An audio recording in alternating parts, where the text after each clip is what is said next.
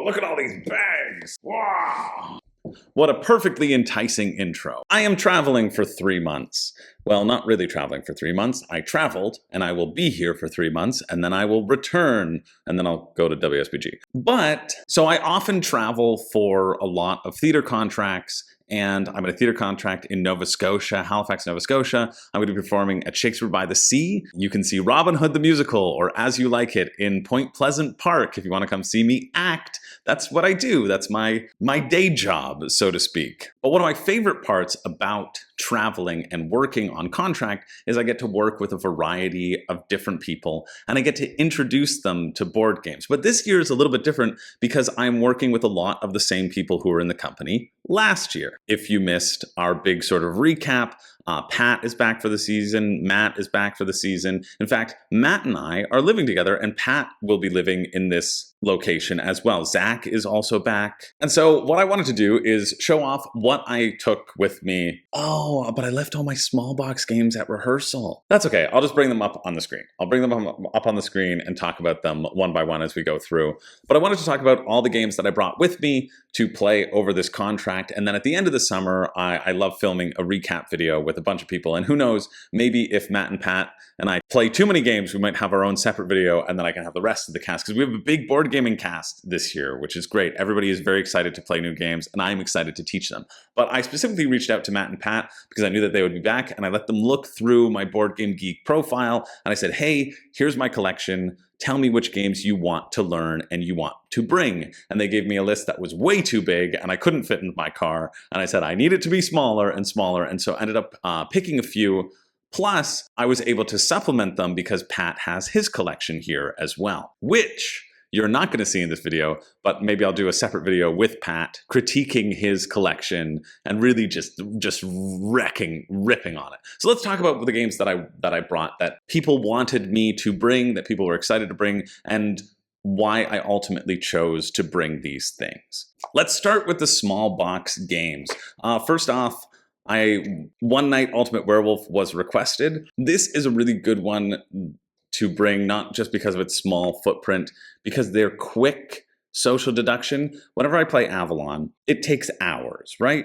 One night takes 5 minutes, plus however long it takes to introduce all the roles. And so having a social deduction game that plays up to 10 people that can play really quickly is integral for breaking the ice, getting people interested in the game, and really getting people on board. So I brought this.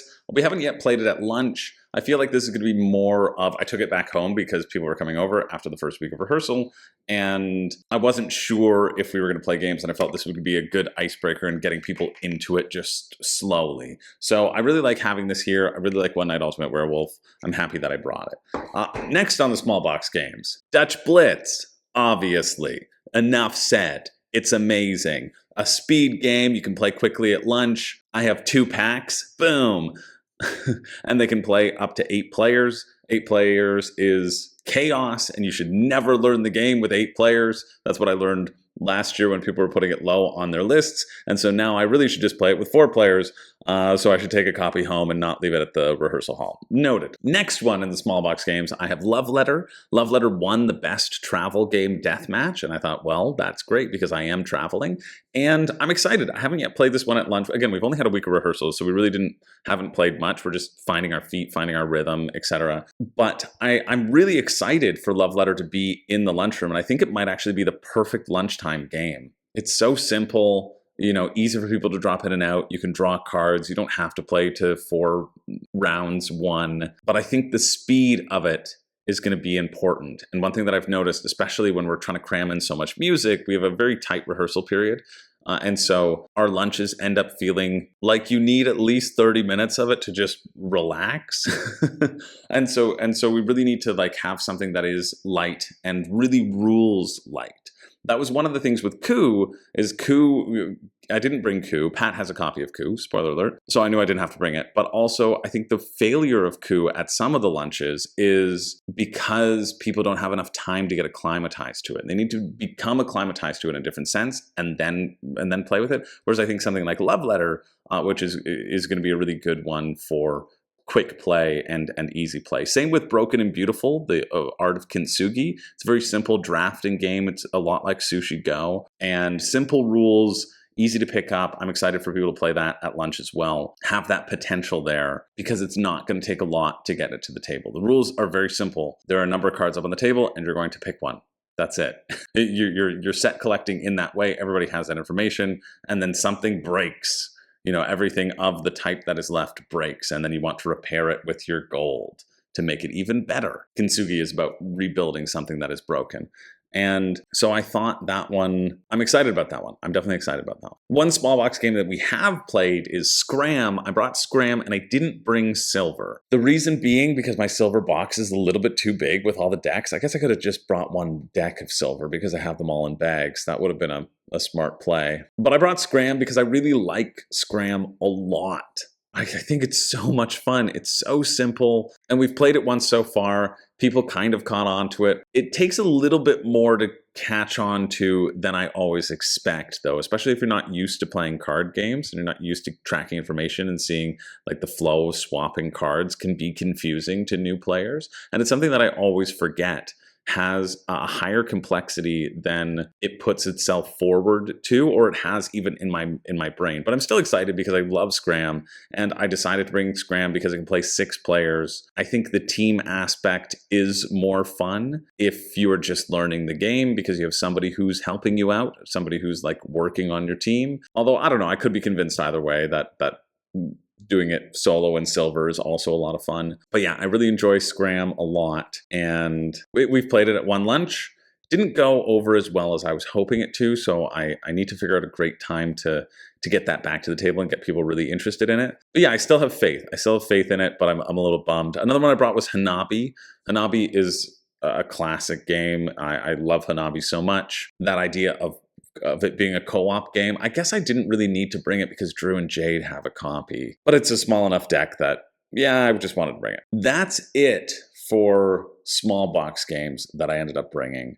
And then we're going to move on now to the other stuff that was requested for me to bring, starting with one that we have already played as well. Nope, just kidding. I have 2 small boxes that I forgot to talk about. Oh no. Just scratch the top of this box with the bottom of this stupid table. As we go on, we remember. A little nick there.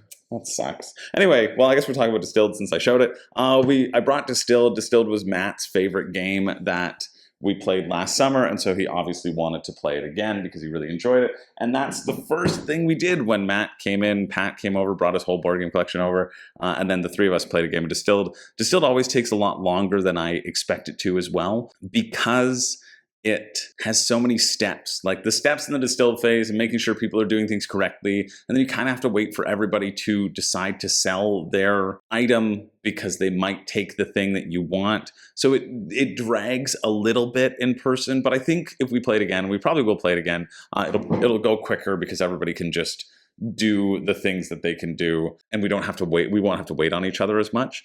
But yeah, it was good. It was another hit. It was a hit again. Both Pat and Matt really enjoyed playing it. And I think playing Luthier made me better at Distilled, which is interesting in terms of that economy of actions. When you think you have so much time to do something and then you really don't, you only have 7 rounds, and it feels like you can't do anything, figuring out how to do things while not being able to do anything, I think I've really started to understand the mechanics and the strategy of that game. So that's exciting. That was exciting for me to play. But yeah, it made me, I dreamt about it forever, which I talked about at Crowdfunding Countdown, so I'm not going to repeat myself. This is one that I brought. This is a game called Good Cop, Bad Cop. I played it just right before. Oh, Matt might be home. Hiya, come in. I'm in, you good? Yeah, you're good. You're good. I was going to record a little thing down here, but I don't have to. I can pause. That looks great. Yeah. This is, it's way to go. Pop in and say hi to the people. I was just talking about Distilled, Matt. Did you like playing Distilled? I love playing Distilled. It was I got my butt whooped, but it's thematically you did your best score. Game. I did my best score. I did do my best score. Yeah, so it was a good night. It was good, welcome back to Nova Scotia. Welcome back to like playing board games with people. So it was a good time. Yeah. Thanks for bringing it. Yeah. And you will see Matt at the end of the summer for Matt's list, the official list of what's the best game ever. It's the only list that matters. That's true. Yeah. Everyone else's list doesn't matter. Yeah. You're just kind of, so the reason why you brought Distilled is because I wanted you to bring Distilled? Is that Yeah. 100%. Great, perfect. Yeah, it wouldn't have made the cut if you didn't like it, if it wasn't your favorite. All right, so I also brought this book, Good Cop, Bad Cop, and I've played this now. I played this at 4 players, and I don't think it's great at 4 players, and so I'm interested to see how it works at 8 players. Somebody sent this to me like, I don't know, a year ago, and when they said, can I send this to you? I said, I'm not doing a video on it. And they said, that's fine, and I said, I may never play it.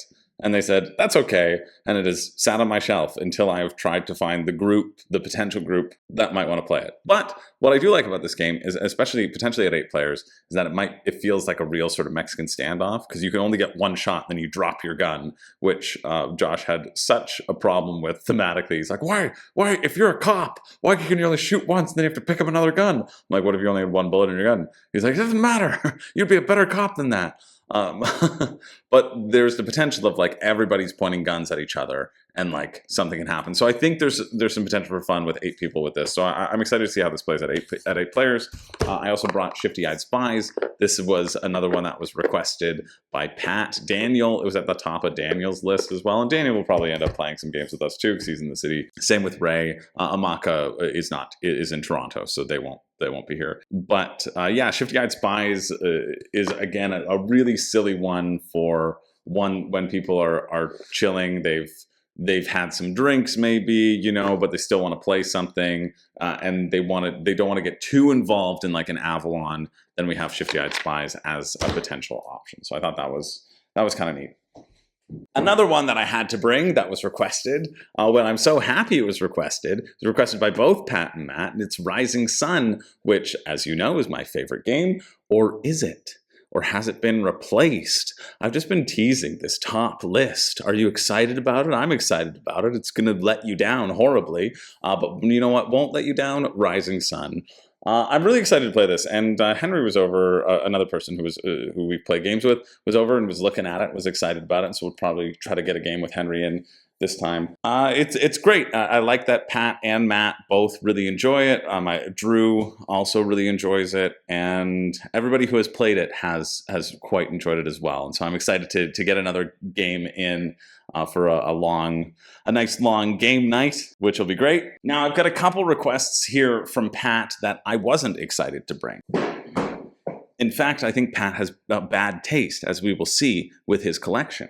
But he had me bring Earth. Pat had wanted to. So Matt and Pat gave me 2 big lists. And then as I was packing, I was like, I have 0 room. Only give me your top 3 or 4 games that you'd be really sad if I didn't bring. And so anything that was on those lists, I brought, regardless of my own preferences, and then I kind of filled it out. So Earth was one of those on Pat's list. So I'm excited to play it. I think Earth is a good game. Anything that I get to play due to the World Series of Board Gaming is something that I am happy to do.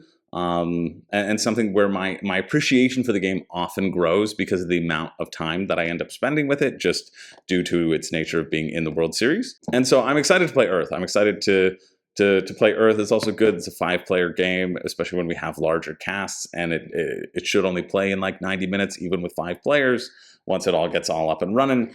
So yeah, I'm turned around. I'm excited that Earth is here. I'm happy that it was included into the mix. The next one also that Pat was excited for, and that I think is a great 6-player game, is Libertalia.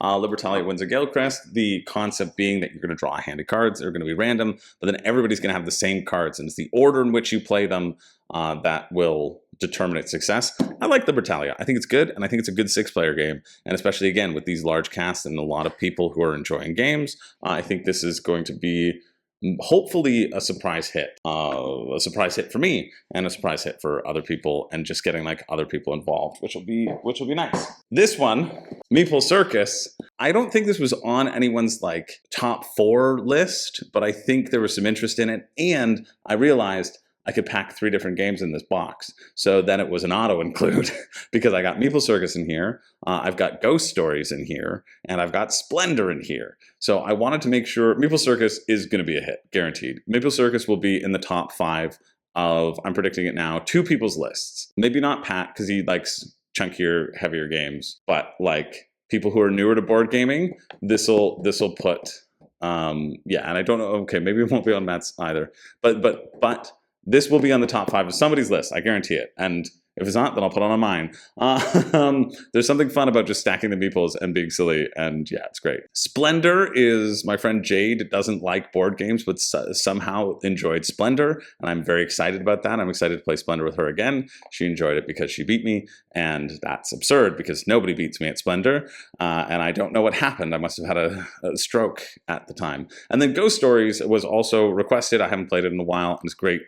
Challenging co-op game, also good for maybe when Charisse is around. I think Charisse likes co-op games. I know I'm just saying all these names and they don't have any meaning to you, which is often why I refer to people in terms of their like abstract forms. That's how my neighbor and not my friend Yuval came to be, because I feel like maybe the abstract forms are better, but I don't know. What do you think? What about people who have not been on the channel, who will never be on the channel? Should I use their names? Should I call them nameless people? Nameless people number 1. It's like the board game stats thing that like I don't put anonymous people in my board game stats anymore. If I play with you once at a convention, you're going to get a name in my thing just because I feel bad making people anonymous, taking away people's identity. Weird that. Here's one that was just on Matt's list, and I'm really excited because I haven't played Spirit Island in ages, and the fact that Matt was interested in it and we're living together is the reason I brought it. And I was like, great, maybe we can set up a game, we can teach it. I find Spirit Island to go pretty slow, but like if it's the 2 of us after rehearsal and nobody wants to come over and play a game, like Spirit Island will be the game that we can end up playing and maybe play a couple times. And I'm stoked. I'm stoked about this possibility. I think it'll be wicked. Spirit Island is a great game that I have not played nearly enough. And so when Matt showed interest in it, that made me so thrilled. And especially because we are living together, I was like, this is an auto include. Hopefully that he and I are able to get that played. And I can see Pat being interested in it too. I imagine Pat will come over a lot of the times that Matt and I will be doing things. But again, you know, it might just be after rehearsal. People might have gone home, or it might be late at night and we want to just like play something and people won't come over. We'll always invite people over. Everyone's always invited over. So, but like my envision was maybe I have somebody trapped in a house with me and they expressed interest in Spirit Island. I'm going to bring Spirit Island. That's the point. I'm not doing these in any particular order other than these are the larger boxes that I've brought. And I also brought Revive. I really like Revive. Somebody expressed interest in it as well, so it was on some of my potentials, and that was all I needed to bring it. I know it'll be right up Pat and Matt's alley as well, because it's a great game. The combos and the chaining of things together that's so satisfying in this game is just going to make it really, really nice and fun. So I'm excited to bring Revive to the table. What I love about Revive are the asymmetric abilities. I love you're always getting that dopamine. Like there's always something happening. You're always moving up on tracks. You're always trying to push the envelope. And I love that it's kind of efficiency like Everdell, where you don't want to move on to the next season. But when you do move on to the next season, you do get a boost in a sense.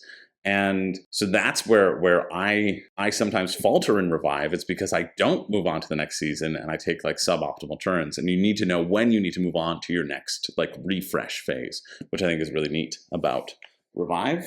And then I brought 2 copies of this game. One, because one of my patrons was involved in a group buy, and I'm excited to go hang out and give that to Griffin. To How to Save a World. I got my copy of How to Save a World, and I'm excited to play it. And I think people will really enjoy it. And what was cool is over the other night, Henry recognized Burnt Island because Henry had Fall of the Mountain King at his house, which he likes. And I was like, I'm glad you like it. I think it's fiddly. But he was commenting about how the production value is incredible, and he saw Burnt Island and he got excited to play this. And I was like, oh, that's awesome. Like, so cool. It just shows that the cachet of like Burnt Island's production value really goes far and wide, which is neat. And yeah, I'm excited to play it. I'm excited to play it in its final form. I haven't played this since it was I got its prototype copy and in playtesting. And so being able to see the final product, man, they did a great job with the final product. I'll just pull it out right now. The friggin' trays, they didn't go with game trays, and it shows. Like, just starting off where everybody has their own, like, usable tray, it's just perfect. Pass them out, fits in super nicely, like, really, really impressed by the production quality of this. And I don't know why I was surprised, because it's Burnt Island, and they do incredible production value. So that was exciting the other day for Henry just to point it out and to be like, oh, Burnt Island, cool, I want to try that. Which made me more satisfied in my decision to bring it. And I want to play it again, because I've only played it I played it a bunch in its preview copy, and I don't think it's changed all that much. There might be some slight tweaks, but I want to play the asymmetric tech factions. I want to see what has changed, because I know in some of the previews, I also like broke the game, and then it changed because Yuval's like, oh man, you broke the game again. That's the clear winnable strategy. And I was like, dang it, why'd you take that away from me? I had so much fun breaking the game because I was the only one to recognize that this strategy was broken. So I'm excited to see it without the game-breaking strategies being implemented in there. Here's one that I was very happy. It was kind of a cheat that I got to do. We have Great Western Trail El Paso. I have a review. This is a review copy, so I'll have a full review out of it. And I brought it because it was smaller than Great Western Trail. And people were like, I'm interested in Great Western Trail. And I don't have Great Western Trail New Zealand yet. So I'm excited to see how this holds up, and right now it just looks like a shorter version of Great Western Trail, and we'll see if that shortens the enjoyment of it or if it amplifies it. But yeah, I'm quite excited to check that out. And I was like, haha, I can trick you. You said you wanted to play Great Western Trail, but let's play this one instead and see how it works to people who've never played Great Western Trail at all as well. And so I'll be able to have both viewpoints on that for the review, which I think is pretty good. Then I brought Food Chain Magnate. And I brought this because somebody who lives here, Henry, used to have a copy of this. Sorry, Anthropomorphic Figure number 3 used to have a copy of this. And I think he got rid of it. I think he gave it away, even though he had a really nice insert for it. And so I brought it because I played it with Pat. So Pat has some experience with it. And I haven't played it in a long time. And I would really like to play it again. So I don't even think it was requested, but it's a small enough box that I was like, you know what? Slips into the side perfectly, fit the bill. Another game that was requested that I was very excited to bring was Fractured Sky. Again, a small box. I love these small box games, and this is to add to the bluffing and the table talk element that I know everybody likes who are here. So Fractured Skies by Ivy Studios. I'm a big fan. This is the sort of limited edition retail copy because you can really only get the deluxe copy now. But I have the premium limited edition copy, which actually fits into your bag and makes it doable. If I had the deluxe copy, I would not have brought it. It would have been too big and it wouldn't have made the cut. But because of the size of this box, it did make the cut, and I'm actively excited to play it.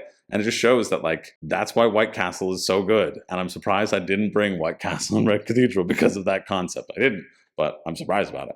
I think it's because I've been playing a lot of White Castle and Red Cathedral recently, and so I wanted to spend some time with some things that I haven't played in a while again. But yeah, I'm excited for this bluffing. I think people will take to the bluffing aspect of this and anticipating people's bids and bets. And I didn't bring Raw, and so hopefully this will be kind of like a Raw substitute as well. Because Raw was requested as well, and I was like, you know what? They do kind of give me a similar feel. I think I like Raw a little bit more, but I'm excited to get Fractured Sky to the table and see how people respond to it as well. I brought Verdant because I like it better than Cascadia. This also hits into the medium weight category, and it has already been played as well. So Pat and Charisse, Charisse is Pat's partner, and they came over one night to see if the place would be okay for Charisse's allergies because I've been reacting a little bit poorly to it. And I was like, well, you better stay. You better stay and play a game so that we can see if you start sneezing. And so we played a nice game of Verdant, and they both liked it, and it was relaxing, and it didn't take a long time. And I quite enjoyed myself, and I was already happy that I played it. So yeah, Verdant's one of those games where it's just simple. It's simple, it's relaxing, give you too many things to consider. You can't really AP too much, but there's enough decisions that you feel like, yeah, I made some decisions here. So yeah, it was enjoyable. I think I still like Verdant more than Cascadia, even though I've learned a lot about Cascadia from World Series Board Gaming. And last year I had people play Cascadia, and so this year I want people to play Verdant. So I also brought the prototype copy for Neon Hope. So Neon Hope is a game that was on crowdfunding that I ridiculed, and this is the preview copy of it. And I said, this looks completely dumb, and I don't think it's going to be interesting whatsoever. And I don't know why people are excited about it. And if this is what Arkham Horror, the card game, is like, I don't know why people like that either. And so the people reach out to me. They're like, we think you're wrong. So we're going to send you the preview copy. We're going to forward it to you if you want to try it and if you want to play it. And I was like, you know what? There was enough people in the comments saying like, oh, Neon Hope has some Arkham Horror comparisons. And it was quite a nice message that I thought, you know what? Okay, I'll see if I can get it to the table and give it a shot and then share my feedback and see if I am right or if I am wrong. I think the decision space seems horribly limited. I guess we're going to find out. So I'm excited to see if this is good or not. I'm willing to put my expectations aside, and maybe there is more than what is on the surface. I hope so. I hope there's more. Generally, I would love to be wrong. I would love to be wrong. We're doing a top 10 list about games we thought we would hate and then we liked, and I need more games to be on that list. So hopefully this is one of them. We're doing that in our Discord. Just all the room board community members, they picked that as the list that they wanted to do and share, and it's a fun way to for everybody to make their top 10 lists, because we all like making lists in this hobby. Of course, we like watching lists, we like looking at lists, we like sharing lists. So maybe this can be on my list. I'm hopeful. This is a little prototype copy, and I'll let you guys know what I think about it. Next, I have Castles of Burgundy. Castles of Burgundy was requested as one of the top ones to play, and it's a great game. And unfortunately, I'm just going to absolutely wreck everybody who I play with, because I'm going to give myself map number 7 and not tell them. Shh. No, Castle of Burgundy is great. I mean, Castle of Burgundy needs no introduction. People had heard of Castle of Burgundy. I think Pat wanted this one because he'd heard great things about it. And so I definitely we'll be excited to introduce it to him and see what he thinks. That's what I love. I'm very excited to have a big collection. It's what I love about having a large collection and introducing games to people to have varied experiences, even people who have like pretty decent collections. Pat's collection is, you ready for a sneak peek? This is our wall. That's our board game wall right now. Right, so Pat's collection is kind of in those top 2, and we'll go through it with him and talk about why he likes those things that he does or whatnot. But I really like introducing classics that people maybe haven't yet gotten to and seeing their reactions as well. So if I had a larger space, I totally see the appeal of having an archive. But yeah, Castle Burgundy is solid. I think it's good. I think it's 7 out of 10. I think it's fine. I always kind of enjoy it. I've played it a lot on Board Game Geek, on Board Game Arena, and I've rarely lost. But I think I've just played against people who haven't played it very well. I think the last time I played it in person was with Alex and Meg at Dice Tower West, and I got wrecked by them. But maybe I'm better now because I've spent a lot of time like thinking about strategy and seeing how these things intersect and seeing how the flow of the game works. But yeah, I don't know. I'm always excited to play this game, and well, no, I'm not. I'm always excited to play any game, I guess, not just this one specifically. But yeah, I am happy to have brought it. I wouldn't have brought it. I would have cut it because of my own personal preferences. But that's why I like adhering to other people's preferences, because most of all, even if a game is just like good, if somebody's actively excited about it, I'm actively excited to play it. So I'm excited to introduce this to people for sure. And then finally, of course, we are doing Robin Hood, the Legendary Musical. So I couldn't not bring the Sheriff of Nottingham. I remembered how great a game this was when I was doing this in Morrisburg, when I was doing a contract in Morrisburg, Ontario, doing Miracle on 34th Street, where the cast was actively upset that I didn't bring it. And I can't believe I've never brought Sheriff to a contract. Oh, I remember why, because I had access to a copy. That's why I never brought it, because I always had access to a copy. But I don't think it ever really got played. So this is the first time I think I'm going to push for it to be played, and I think people will play it based around the theme. And we'll probably end up having 6 people play it, and that'll be a less good experience. But I'll need to refresh myself on the intricacies of all the little mini expansions that I have in here from the first edition, the first comp. Those were the games.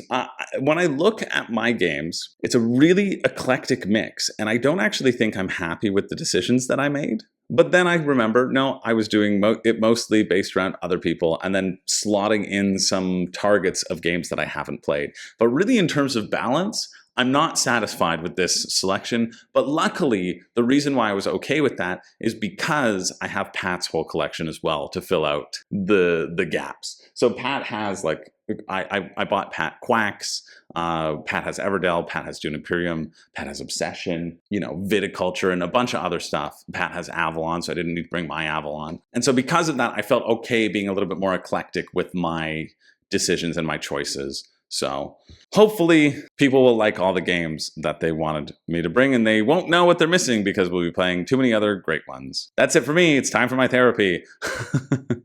Goodbye. But yeah, that was what I brought for the collection for travel. I'm really torn. I don't think I made good decisions, and I think I was too preoccupied with packing other things, and I could have like fleshed out things a little bit more. But I think ultimately it doesn't matter. And if I find that I'm having any gaps, well, that'll just give me a reason to buy more board games. Now, won't it? Let me know what you think. Let me know if there were any sort of glaring omissions that I should have brought that I brought in like previous years, or if you know my collection or whatever. Let me know. I'd be interested. Thanks for watching. Thanks for being here. I'm excited for the summer, and even though I'm going to be tired, and I already feel it, and I'll have weird backgrounds, I'm excited because I'm looking forward to getting the cast together and seeing and introducing people to new games. That's really what I love to do.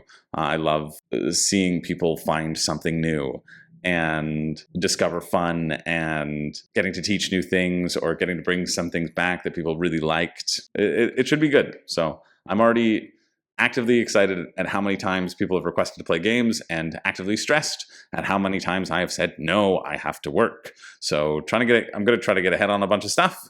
Hopefully my top 60 list, I think we're going to do top 60, will help me manage my video schedule. And hopefully I don't forget my lines. Thanks for being here. My name's Chris George. I don't have a catchphrase, but I do have a whole cool shelf in this giant place of games. So, pretty good. Like that painting? Pretty cool painting.